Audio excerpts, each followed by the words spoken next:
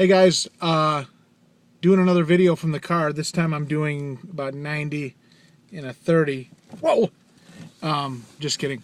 In a parking lot, and I am sitting here because I got some complaints from people that didn't like to see me reading, quote unquote reading, and driving at the same time.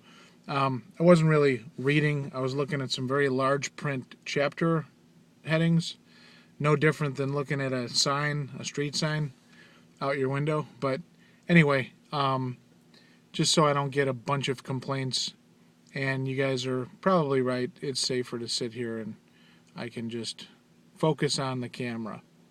Anyway, so I'm doing a review here of Survivors, John Wesley Rawles' book.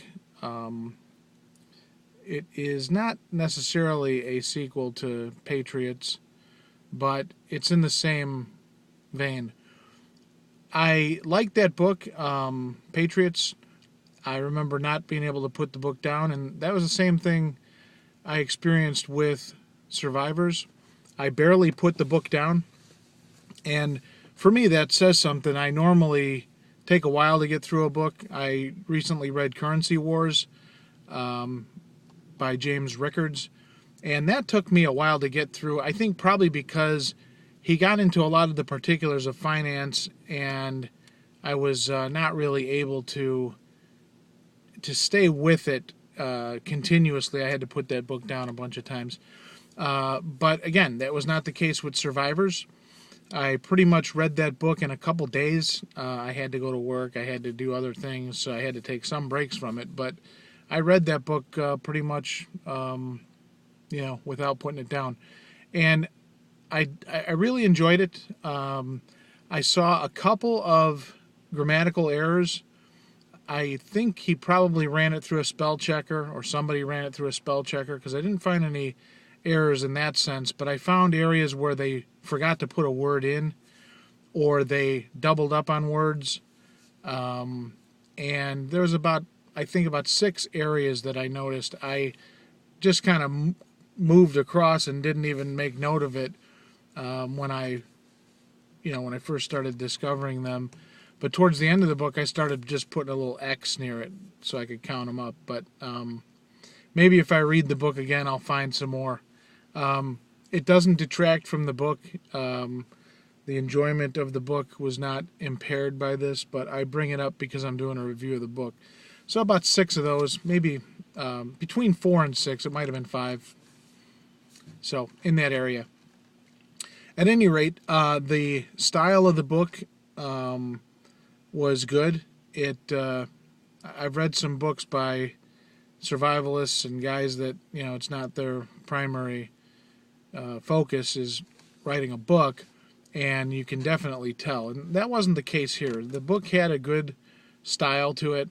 It was easy to read, both in the topic, but also it was well written. I will say there was a few areas that I thought the continuity was not the best between where you left off with a group and then you picked up later. And I'll mention that. I won't spoil the book by telling you anything important. But the way it's written, you're following different groups, and these different groups are progressing in time along the storyline, and you may leave off group number 1 in chapter 2 and then pick up that group in chapter 6. In the intervening chapters, you're covering other people's situations. So it's written in that way. Sometimes he'll devote several chapters in a row to a certain group because the story warrants it. And so in that way, it was well written. It kept your attention. There was a couple areas that I might have changed things around a bit, but you could probably say that about anything.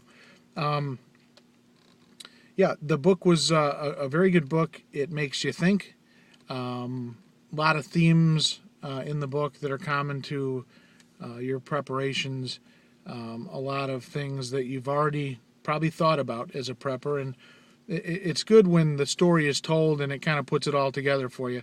I will say that if that book is any kind of a litmus test or kind of a landscape of the prepping community, there wasn't anything that was brought up that was unusual to me. It was all stuff that, you kind of, if you've been around prepping even a little while, you're going to start seeing these themes, like precious metals, ammunition, things that you have already heard about. I'm not going to get too far into that because I don't want to spoil anything for you in the book. I will say it's a good book. If you're a prepper, my wife would not enjoy this book. If you're thinking of maybe introducing somebody to prepping, that might be a good intro to it. But again, it's written to a specific audience, and preppers and survivalists, all of our subscribers, you guys would all enjoy the book. And I really wish there were more books like this. There's not a ton of them out there.